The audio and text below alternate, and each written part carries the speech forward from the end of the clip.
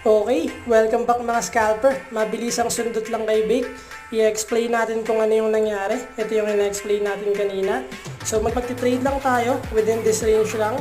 So what happened is nag-break dito. Kung makikita nyo, nag-form ng resistance and nag-wait ako ng candle na magbe-break and dun ako nag-enter. So silipin natin sa 1 minute. So ganito, kung makikita nyo yung breakout ng volume, ito yon. Then, nag-wait lang ako ng mga ilang candle. So, after ng close ng pangalawang candle, nag-enter ako.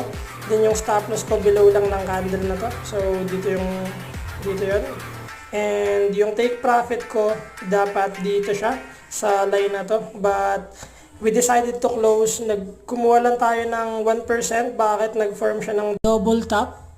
And, merong volume yung dalawang candle na yan. So, we decided to close. And nag-sideways pa siya ng matagal, hindi na natin maihintayan.